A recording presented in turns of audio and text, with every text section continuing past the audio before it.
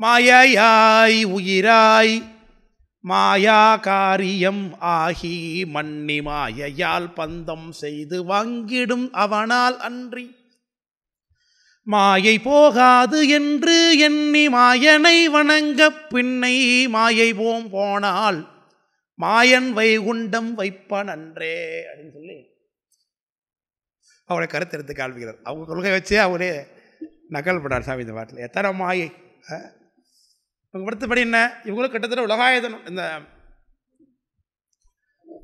ஏகான்மவாதியுடைய கருத்து போல தான் உங்களுடைய கருத்து அப்படி இருக்குது. ஆனால் என்ன, மாயை இறைவன்கிட்டேருந்து நேரடியாக உற்பத்தி ஆகுதுன்னு சொல்கிறாங்க. அவங்க அப்படி சொல்லலை, அதுதான் கருத்து. அது மாயைங்கிற ஒரு தத்துவத்தை பற்றி, மாயைங்கிற ஒரு விஷயத்தை பற்றி வேதங்கள் பேசுகிறது. அதனால் மாயையை விட்டுட்டு இவங்களால் என்ன பண்ண முடியாது, இந்த தத்துவத்தையும் பேச முடியாது. இப்போ மாயை எப்படி வந்தது அப்படின்னா, ஏகான்மவாதி என்ன சொன்னாங்க, அது இறைவனிடத்தை அந்த பதியினிடத்தை பிரம்மத்தினிடத்தே உற்பத்தி ஆனதுன்னா அதுதான் நம்ம சொல்லுகின்றோம். பிரம்மத்திட்ட இருக்குனாலே அது இன்னொரு பொருளாகிடுது, இரண்டு பொருளாகிடுது. அப்போ ஏகான்மவாதம்ங்கிற கொள்கை தப்பாகிடுது. அதே மாதிரி இவர்களுக்கு என்ன சொல்கிறாங்க, நேரடியாக பிரம்மமே மாயையை உற்பத்தி பண்ணுது, மாயையினால் உலகத்தை கட்டு வச்சிருக்கு அப்படின்லாம் சொல்கிறார்கள். அந்த கருத்தை தான் இந்த பாட்டில் விளக்குறார். மாயாய், ஏன்னா மாயையாக இருப்பதே யார் தான், திருமால் தாங்கிறது அவருடைய கருத்து இல்லையா. மாயாய் உயிராய், உயிரை உலகத்தில் உள்ள உயிர்களாக நம்மளாகவும் இருக்கிறது யாரப்போ, திருமால் தான். திருமாலுடைய அங்கம் தான் நம்ம எல்லாம் வச்சுக்கொண்டு தான் போம். அதான் மாயாய் உயிராய் மாயா காரியம் ஆகி, உலகத்திற்கு காரணம் மாயை, காரியமான உலகமானார். அப்போது மாயையாகவும் அவரே இருக்கிறாரு, மாயா காரியமாகவும் அவராக இருக்கிறார். அப்போ உலகமே என்னதான் ஆச்சு, சடப்பொருளாக என்னன்னு சொல்லியாச்சுப்பா, திருமால் சொல்லியாச்சு. பதியாகிய ஞான பொருளாகிய பதிக்கு அதுக்கு என்ன சொல்லியிருக்கோம் நம்மப்பா, மாயை சார்பாகிய பொருளை சேர்த்து அதுலேருந்து உற்பத்தி ஆகிருக்குனார்.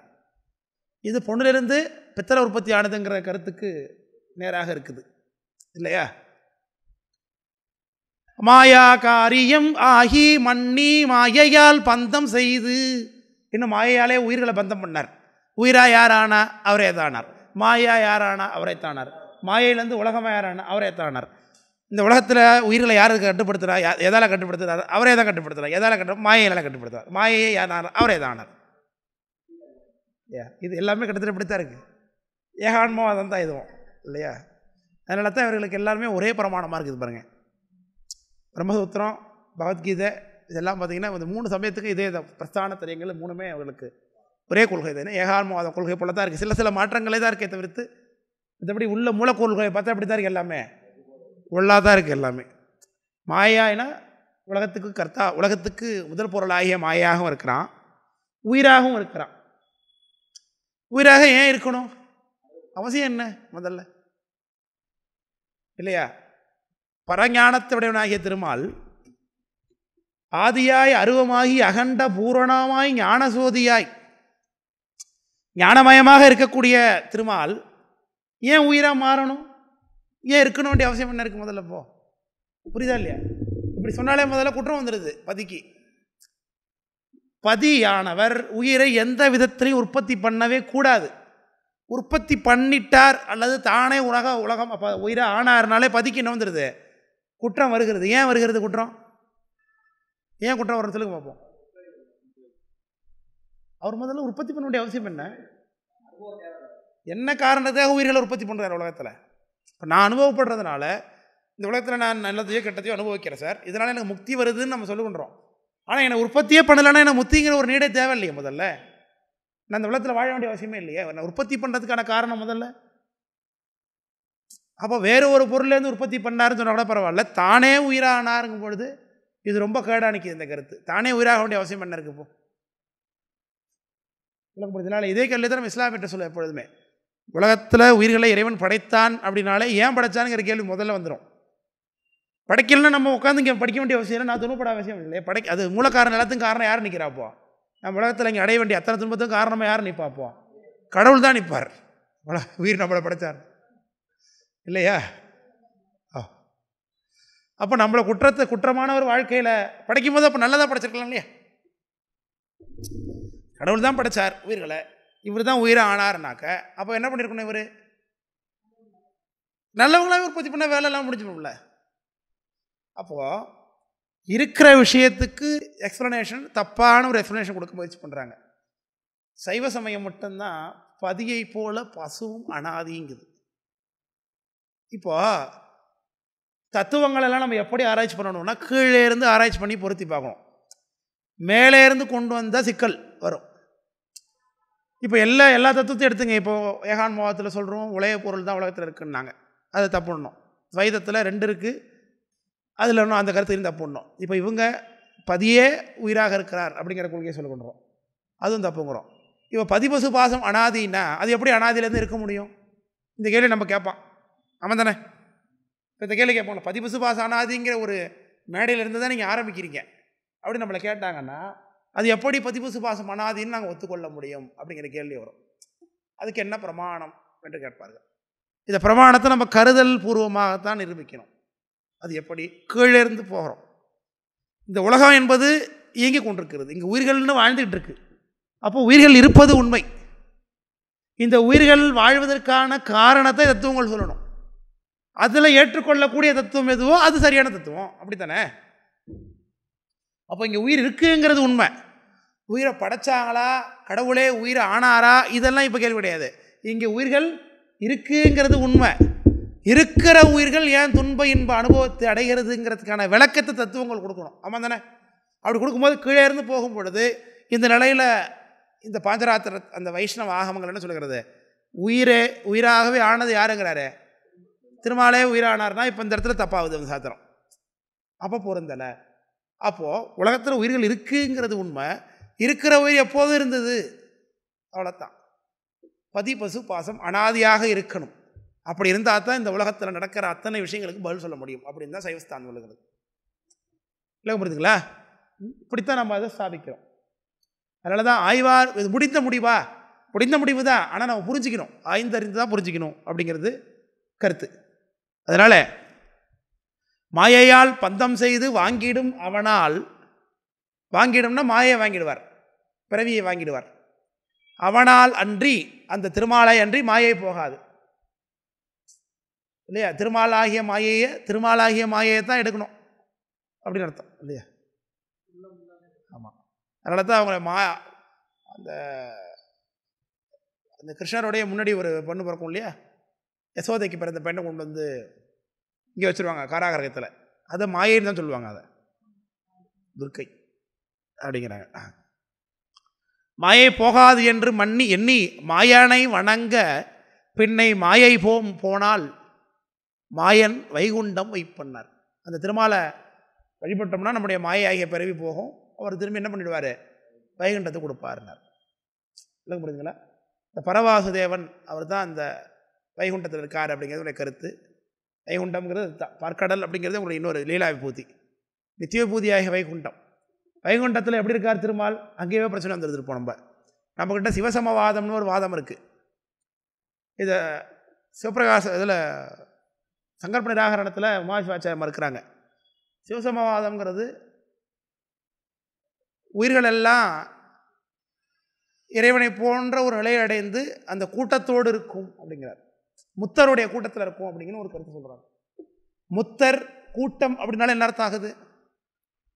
நிறைய பேர் அங்கே இருக்கிறாங்க, நிறைய பேரோட சேர்ந்து இவங்களும் போயிடுவாங்க. முத்தான்மாக்கள்லாம் இருக்கிற இடத்துல போய் இவர்களும் இருப்பாங்க, அந்த கூட்டத்தோடு சேர்ந்து இருப்பார்கள்னு சொல்கிறார். அப்போ கூட்டம்னு ஒன்று இருக்குனாலே அங்கே என்ன இருக்குன்னு அர்த்தம்? உருவம் இருக்குன்னு அர்த்தம். ஆமாம் தானே? உருவம் இருந்தாலே அங்கே என்ன இருக்குன்னு அர்த்தம்?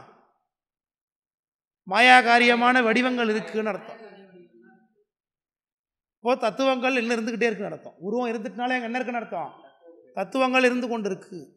அப்போ முழுமையாக உருவம் எங்கே நீங்குது? நமக்கு நாத தத்துவம் நீங்கின இடத்துல தான் புரியட்ட காயமும் போய் அந்த காரண சரீரமும் போனதுக்கு பிறகு தான் உயிருக்கு அந்த பரமுத்தி நிலை கிடைக்கிறது. நம்ம இதான் சாயுஜ்யம் நம்ம சொல்லுகின்றோம். இவர்களை பொறுத்தளவுக்கு சாயுஜ்யங்கிறது என்னது?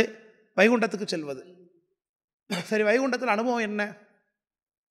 அங்கே வைகுண்டத்தில் திருமால் தன்னுடைய தேவினார்களோடு கூட அந்த லக்குமி, நீலாதேவி, பூமாதேவி முதலிய தேவிகளோடு கூட நித்தியசூரிகளுடைய வழிபாட்டில் கல்யாண குணங்களோடு கூட தன்னுடைய அந்த அதிசேஷ பரியங்கத்தில் அமர்ந்திருப்பார்.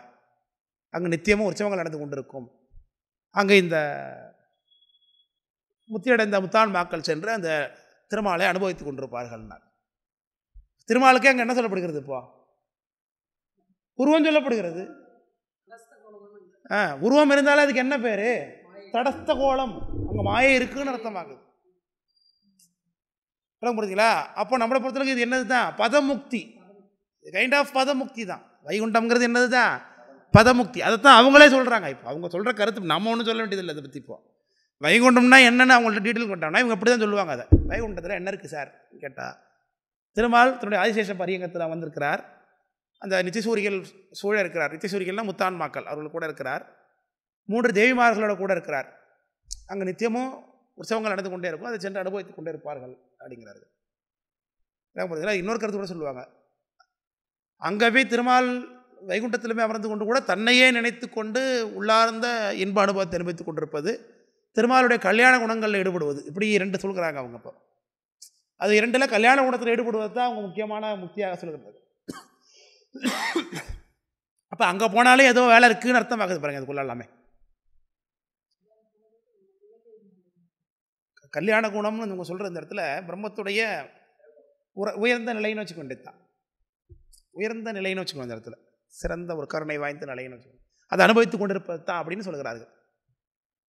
இப்போ பாதாம் அல்வா இருக்குது, அதை வாங்கிட்டு வந்து டேபிளில் வச்சுக்கிட்டு நான் பார்த்துட்டே இருந்தேன்னா எனக்கு இன்பம் கிடைக்குமா?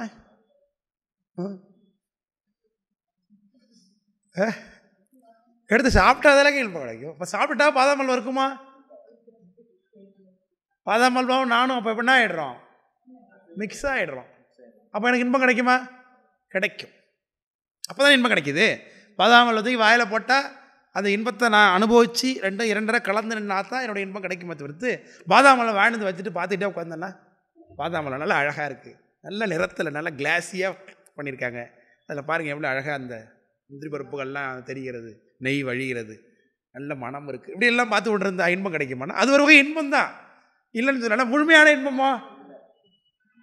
இப்போ வைகுண்டத்தில் காட்டக்கூடிய இந்த பதமுக்தி இப்படி தான் இருக்குது. இப்போ இதே தான் நம்ம கைலாசமோ, நம்முடைய கையிலைங்கிறது என்னது தான்ப்பா? இந்த கைண்டு தாங்க. இந்த அராக தத்துவத்தில் இருக்கக்கூடிய கைலாசத்துலேயும் உயிர்களுக்கு என்ன தான் கிடைக்க போகுதுப்பா? இந்த சாலோக சாமீப சாரூபம் முதலியவை தான் கிடைக்குமே தவிர்த்து சாயுஜ்யம் கிடைச்சிருமா? கலைக்கு போய் திரும்ப கீழே வர முடியும்.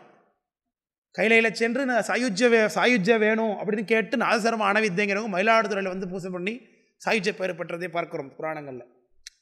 அதனால் மீண்டு வாரா வழியருள் புரிபவன் பாண்டிநாடே பழம்பதியாக அப்படின்னு அதை முனியாசவர்மன் காட்டுறாங்க. அப்போ அங்கிருந்து இன்னும் மேலே அதுக்கு மேலே உள்ள தத்துவங்களை எல்லாம் கடந்து சென்று நாம் பரமுக்தியை அடைய வேண்டும். அதுதான் சாயுஜ்யம் என்று சொல்லுகின்றோம். இப்போ அதற்கு மேலே சைவ சமய தத்துவங்களை சொல்லுகிறது. ஆனால் இவர்களுக்கு 24 தத்துவத்துக்கு மேலே இருக்கிறது வைகுண்டம் தான். வைகுண்டத்துக்கு போய்ட்டு அதுக்கு மேலே ஒன்றுமே இல்லைன்னா அதுக்கு மேலே என்ன இருக்குன்னே தெரியாமல் எப்படி அந்த இடங்களை கடந்து போக முடியும் இல்லையா? சார் அதனால தான் இந்த தத்துவங்கள் இப்படி குழப்பத்தில் நிற்கிது. வைகுண்டம் வைப்பன் என்றேன்னு சொல்லுகின்றார். சரி, இவருடைய கொள்கைக்கு மறுதலையாக சாமி 5, 11, 25 பாட்டுக்கு மேலே சொல்கிறார் இல்லையா? 30 பாட்டுக்கு மேலே வருது நினைக்கிறேன். 30 பாட்டு வருது. 30 பாட்டு வருகிறது. இவங்க சொன்ன கருத்துக்களை வைத்து கொண்டே சொல்கிறார். ஆதியாய் அருவமாகின், அதனால ஆதிதான் ஆகில் ஆதிக்கு அந்தம் உண்டாகும், அந்த கோதிலான் இறைவன் என்று கூறிடும் வேதம் ஞான சோதியாய் நின்றான் ஆகில் தொய்ந்திடான் மாயை ஞானத்தீதிலா உருவம் எண்ணில் சேர்ந்திடான் தாது சென்றேனர். ஆதிதான் ஆகில், ஆதின்னு சொன்னாலே என்ன வந்துடுறாங்கப்பா? அந்தம் வந்துடும், முடிவு வந்துருச்சு. அதனால தான் அனாதிங்கிறோம். ஆதினா என்ன? தொடக்கம். எப்போலேருந்து இருக்குது? இன்னிலேருந்து இருக்குது சார். அப்போ நேற்று ஏன் இல்லைன்னு ஆகிடும். திருமால் ஆதியாக இருக்காருன்னா அவருக்கு அதுக்கும் அவர் என்னையிலேருந்து இருந்தார், அன்றைக்கு முதலேருந்து அவர் இல்லைன்னு அர்த்தம் ஆகிடுது இல்லையா? அப்போ அனாதி, பிரம்மத்துக்கு அனாதித்துவம் தான் சொல்லப்படும். அதுதான் பொருத்தமாக இருக்கும். ஏன்னா அதற்கு மேலே நம்மளால் சொல்ல முடியல. வேதங்கள் சொல்ல முடியும், வேதங்களே சொல்ல முடியலன்னு தான் சொல்ல முடியும். வேதங்கள் ஐயா என ஆழ்ந்தாகன்ற நுண்ணியனே அப்படிங்கிறார். அதாவது ஆய்வார் பதிபசு பாசம்னார். பதிபசு பாசம் அனாதின்னு சொல்கிறது கடைசியில் போய் நிற்கிறோம். அது எப்படி அனாதியாக இருக்கலாம்? அது ஆராய்ச்சி படிப்பு தான். அது நீங்கள் தெரிஞ்சுக்கணுன்னா எங்கே தான் போகணும்? இறைவனிடத்து தான் போய் கேட்கணும். அதுக்கு மேலே உண்மைகள் ஆகமம் சொல்லலை, அனாதிங்கிறதெல்லாம் நிற்கிது. அதுக்கு மேலே தெரிஞ்சுக்கணும்னா இறைவனிடத்து என்ன பண்ணால் சாமி வந்து குருநாதரை உபதேசம் பண்ணாதான். அப்படி அமைதி இல்லாமல் இருக்கக்கூடியவர்களுக்கு தான் சாமி உபதேசம் பண்ணுகின்றார். சுழிந்த கங்கை தோய்ந்த திங்கள் உள்ளாரானல் இதழி சழிந்த வேடம் சழிந்த சென்னி சைவ வேடம் தாழ்நிழற்கு அழிந்த சென்னி அந்த நாளருக்கு அறம்பொருள் இன்பம் வீடு மொழிந்தவாயான் முக்கடாதி மேயது முதுமுன்றே அப்படின்னு சுவாமி கல்லால் புடைக்கீழ இருந்து கொண்டு இந்த உண்மையை தான் அறிவிக்கிறார். முப்பொருள் உண்மை தான் அடிப்படை, பதிவு சுவாசம் அனாதி. அப்படி அந்த உண்மையின் அடிப்படையில் வாழ்ந்து அறம்பொருள் இன்பம் வீடோடு இந்த உலகத்தில் வாழ வேண்டியது ஒவ்வொருவருக்கும் கடமை சொல்லுகின்றார். அதனால் ஆதின்னா தப்பு. ஆதிதான் ஆகில் ஆதிக்கு அந்தம் உண்டாகும் அந்த கோதிலான் இறைவன் என்று கூறிடும். கொஞ்சம் பாஸ் பண்ணுங்க.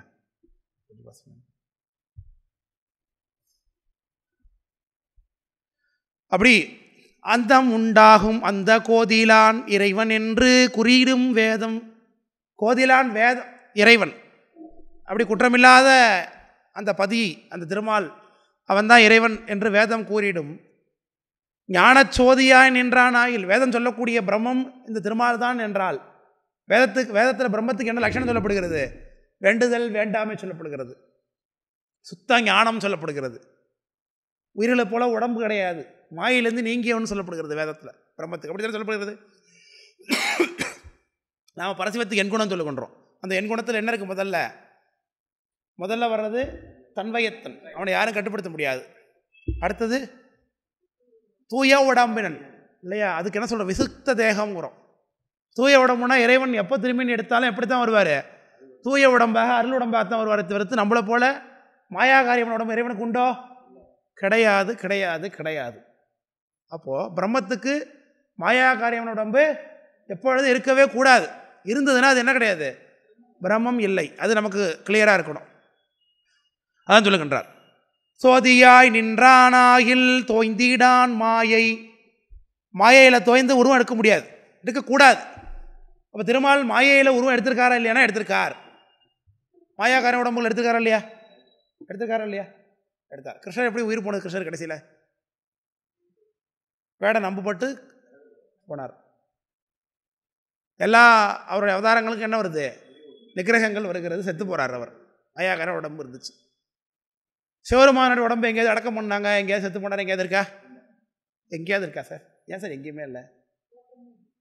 ஏன்னா அவருக்கு மாயாகார உடம்பே கிடையாது. பிறவாயாக்கை பெரியவன்னு தமிழ் இலக்கணமே சொல்லுகிறது.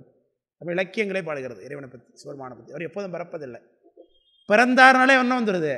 மாயை வந்துடுது, மாயாகார உடம்பு வந்துடுது. மாயாகார உடம்புனாலே வந்துடுது. உடம்புக்குள்ளே ரத்தம் சதை எல்லாமே வந்துடுது. ஆமாம், தாதுக்கள் வந்துடுது.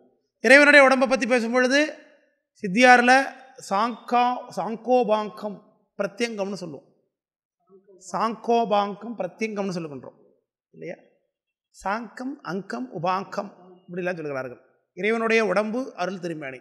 இறைவன் உடம்புல அணிந்து கொண்டிருக்கக்கூடிய பொருட்களும் அருள் தான். அவர் புலி உரி உடித்திருக்காருன்னு அதுவும் என்னத்தான்? அருளாகிய காட்சினது உண்மையான புலியோடைய உரியா?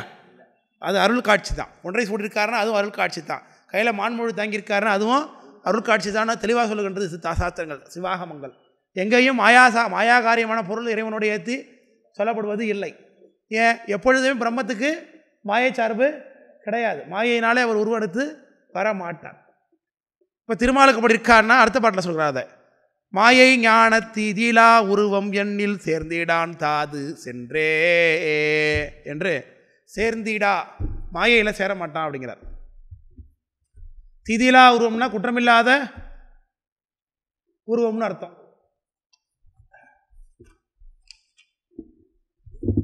இந்த குற்றமில்லாத உருவம் திருமாலுக்கு இருக்கா இல்லையா அப்படிங்கிறத பற்றி ஒரு சரித்திரம் சொல்லுகிறார். இந்த சரித்திரம் என்னங்கிறத பாட்டில் பார்ப்போம். தாதுன்னு கீழே சொன்னார். தேந்திடாதன் சேர்ந்திடான் தாது சென்றேனார். தாதுன்னா உடம்புல உள்ள மூலப்பொருட்கள். உடம்பு 7 தாதுக்களால் ஆக்கப்பட்டிருக்குங்கிறோம். ரத்தம், எலும்பு, நரம்பு, தசை, மஜ்ஜை, மூளை, அப்புறம் சுக்கிலம் என்று சொல்லக்கூடியதாகிய 7 தாதுக்களால் உடம்பாக்கப்பட்டிருக்குன்னு சொல்லுகின்றோம். எரிவிடம் தலை கொண்டே 7ஆம் வேகம் அப்படின்னு செக்காடு சாமி சொல்கிறார்கள். அப்போதிரிகளாயினர் பிள்ளைக்கு பாம்பு கொத்தின போது இப்படி 7 வேகம் போனோம்னா உயிர் போச்சுங்கிறார். இப்படியாக இருக்கக்கூடிய தாதுக்கள், அதில் முக்கியமான தாது ரத்தம். ரத்தங்கிறது ஒரு உறுப்பா இல்லையா நம்ம உடம்புல? ரத்தம் நமக்குள்ள நம்ம உடம்புல இருக்கக்கூடிய லிக்விடாக இருக்கக்கூடிய பிளான்ட்டு ரத்தம். ஆமாம் தானே? உடம்புல இருக்க உறுப்புகளில் ஒன்று தான் ரத்தம். அது என்னவா இருக்கானா, மற்ற உறுப்புகள்லாம் திடமாக இருக்கும், இது திரவ நிலையில் இருக்குது. இப்படி திருமாலுக்கு ரத்தம் இருந்ததா இல்லையா? ரத்தம் இருக்குது திருமாலுக்கு அப்படிங்கிறத புராண வசனங்கள் சொல்லுகிறது. திருமாலுக்கு ரத்தம் இருக்குது. ரத்தம் இருந்ததுன்னா மற்றது இருக்க தானே செய்யும். அப்போ உடம்பு எப்படிப்பட்ட உடம்பு? மயாகாரியமான உடம்பு. எந்த திருமாலுக்கு? ராமருக்கா கிருஷ்ணருக்கா? இல்லை, இவர்கள் எதை பரவாச தேவன் சொல்லிக் கொண்டிருக்கிறார்களோ வைகுண்டத்தில் இருக்கக்கூடிய அந்த திருமாலுக்கு. அப்படி புராணம் சொல்லுகிறது.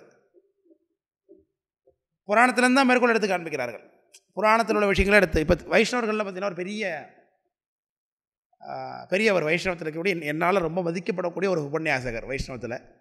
அவருடைய ஒரு உபன்யாசகத்துக்கு ரொம்ப அவருடைய இதை ரொம்ப விரும்பி கேட்பேன். அவருடைய நிறைய விஷயங்களை கற்றுப்போட்டேருந்து. அவங்களுடைய படிப்புக்கு நிச்சயமாக அவங்க எல்லாத்தையும் படிச்சிருப்பாங்கன்னு தெரியும். எனக்கு புரியுதுங்களா? எல்லா புராணங்களும் படிச்சிருப்பாங்கன்னு தெரியும்.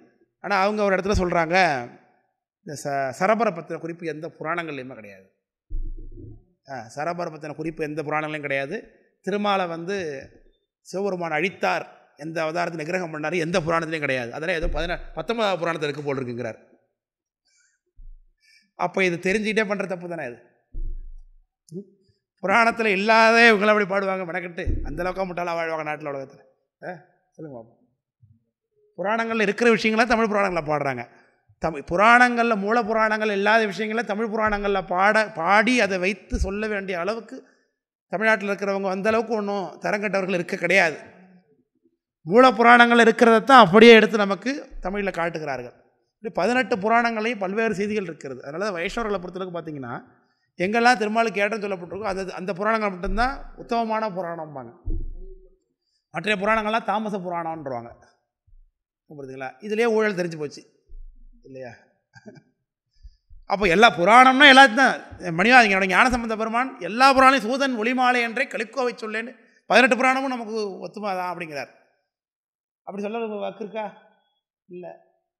ஏன்னா எல்லா புராணத்தையும் சொன்னால் எல்லா கருத்தையும் ஏற்றுக்கொள்ள வேண்டியதாக இருக்குது. அப்போது திருமாலுக்கு உடம்புல ரத்தம் வந்துச்சு அப்படிங்கிற கருத்தை சொல்லுது இந்த பாட்டு. தாதுவானது ஏது எண்ணில் சங்கரன் பலிக்கு செல்ல,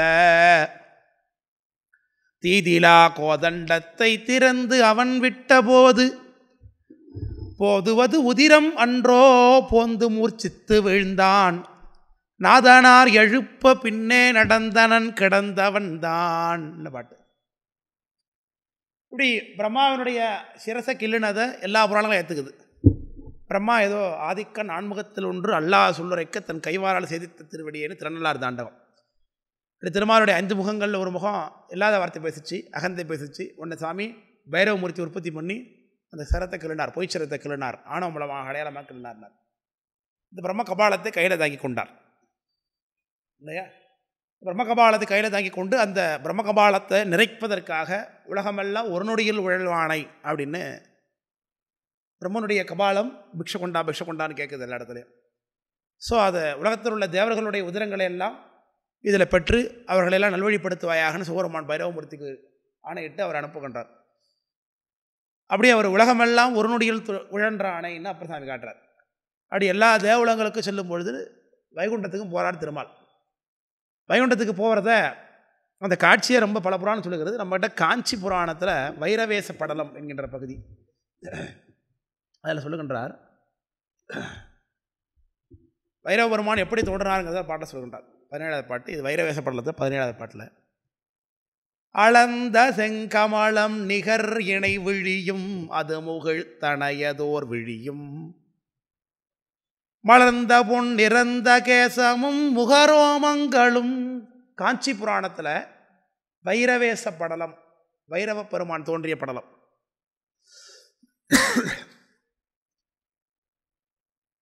அலர்ந்த செங்கமலம் நிகர் இணை விழியும், 2 தாமரை போன்ற பெரிய விழிகள், அதற்கிணையாக இன்னொரு விழி நெத்தில இருக்கு, முக்கனாக இருக்கிறார். அது முகிழ்த்தனையதோர் விழையும். ஒரு 2 பூ பூத்திருக்கு, ஒரு பூ இப்படி கூம்பி இருக்கான். அப்போ நெத்திக்கண்ணு மேலே இருக்குது போல இருக்கு. நெத்திக்கண்ணு இப்படி இருக்கு, இப்படி தானே இருக்குது திலகம் போல. அப்படி மலர்ந்த பொன் நிறத்த கேசமும், தங்கம் போன்ற சடைகளும், முகரோமங்களும், தாடியோடு இருக்காருங்கிறார். அந்த தாடியோடு இருக்க முகரோமம் இப்படி குறிப்பை நான் எங்கேயும் பார்த்ததில்லை. சாமி தாடி சொல்லப்பட்ட குறிப்பு. வடிவமும் காட்டி நலந்துகள் இரவி மண்டிலத்துறையும் நாயகன் அணையது கண்டான் சலந்தவிந்தருள்வான் உருக்கழத் தோன்றி தமணிய கிரியன நின்றான். பெரிய மலை போல நிற்கிறார் பைரவமூர்த்திங்கிறார். அது பார்த்தோடனே பைரவமூர்த்தி தோணுடனே அந்த யாகசாலையில் முதல்ல திருமால் பயந்துட்டு ஓடுறாங்கிறார்.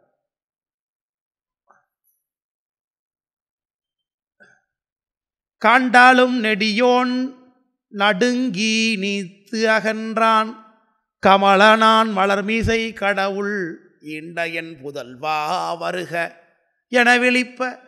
பிரம்மாவுக்கு என்ன தோணுச்சு, பைரவரை பற்றின என் பையனே வான்னு கூப்பிட்டானா பிரம்மா. ஏன்னா இவருக்கு ஒரு கர்ப்பத்தில் பிரம்மாவோட நெத்திலேருந்து ருத்ரமூர்த்தி உற்பத்தி ஆகியிருக்கார். அதனால் ருத்ரனாலே நம்முடைய பிள்ளை தானே, அதனால் இண்டையன் புதல்வா வருகன்னு கூப்பிட்டானா. கூப்பிட்டோடனே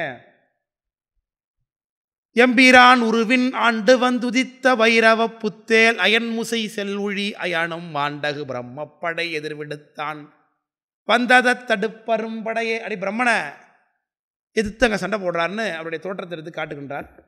அங்கே அப்படி பல்வேறு பாட்டு புராணம் நிறையா போகுது. நம்ம பக்கத்துக்கெல்லாம் போகல, அந்த புராண வகுப்பாக போயிடும். அதனால் அங்கே போகலை. நிறைய நம்ம சிந்திக்க வேண்டியிருக்கிறதுனால இப்படி பிரம்மாவும் திருமாலும் 5 ஓடி அகன்று பெருமானை பார்த்து அங்கே இருக்கக்கூடிய சிவருமானை பார்த்து வணங்குகின்றார் பைரவமூர்த்தி. நீ எல்லா தேவர்களிடத்தில் சென்று இரத்த பிக்ஷை ஏற்று கொண்டு வா அப்படின்னு நினச்சார் சாமின்னார். அப்படி பல்வேறு உலகங்களுக்கு போகிறார். உட்கத் தோன்றிய வயிறவன் முன்னுற நெடியவன் உலகுற்றான். நெடியவனாகிய திருமால் உலகத்துக்கு போனார். தற்கச் சென்றதிர் வாயிலோர் துறந்தனன் விடுவச்சேனனை தாக்கி. விஷக்ஷேனர்னு பேர். வைகுண்டத்தை அவங்க காவல் காக்கிற தெய்வத்துக்கு பேர் விஷக்ஷேனர். நமக்கு கைலாசத்தில் நந்தியம்பெருமான் இருக்கார் இல்லையா, அதுபோல் அவங்க விஷக்ஷேனர் தான் ஆதி குருநாதர் அவங்களுக்கு. அது விஸ்வசேனன் விடுவச்சேனன்னு தமிழில் பாடியிருக்காங்க. அவர் தான் முதல்ல எதுக்கிறார், வைகுண்டத்துக்குள்ள நீ வரக்கூடாதுன்னு பைரவமூர்த்தியை. கொட்கச் சூளத்தின் உதியினில் கோத்து, கையில் வச்சுக்கிற சூளம், சூளத்தால் நெஞ்சில் ஒரு குத்தினார் விஸ்வசேனரை. அப்படியே தூக்கிக்கிட்டார் சூளத்தோடைய. சூளத்தை தோளில் சாத்திக்கிட்டு விஸ்வசேனனை சாத்திக்கிட்டே போகிறார் உள்ள பைரவமூர்த்தினர். நுதியினில் கோத்தனன் குறுகினன் வட்காரை வட்கப் போர்பூரி மாயவன் இரு கையுள் மதுகையின் நிகரில்லான். ஆக திருமால் தன்னுடைய அந்த ஆதிசேஷ பரியங்கத்தில் உட்காந்துருக்கார். தன்னுடைய தேவிமார்களோடு கூட உட்காந்துருக்கார். வைகுண்டத்தில் அப்படி தான் உட்காந்துருக்கான்னு சொல்கிறாங்க. உட்காந்துருக்கார்.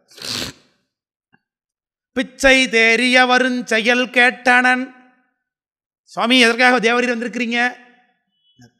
பிக்ஷா போடுனார். ரத்த பிக்ஷை போடுனார்.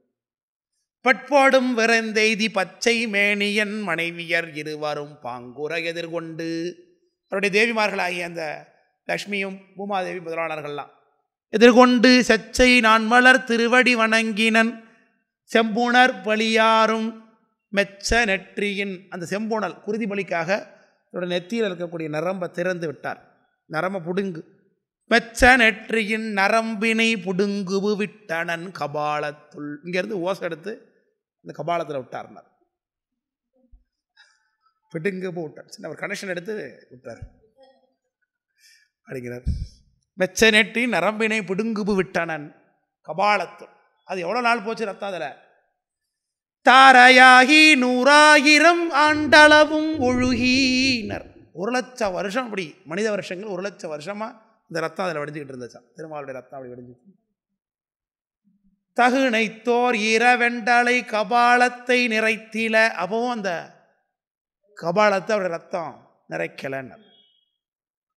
நிறைத்திலது ரத்தமும் முற்றலோடும் வீரமாதவன் நிலைமிசை மூர்ச்சித்து விழுந்தானன். இப்படி ரத்தம் போனால் என்ன கொடுத்தது?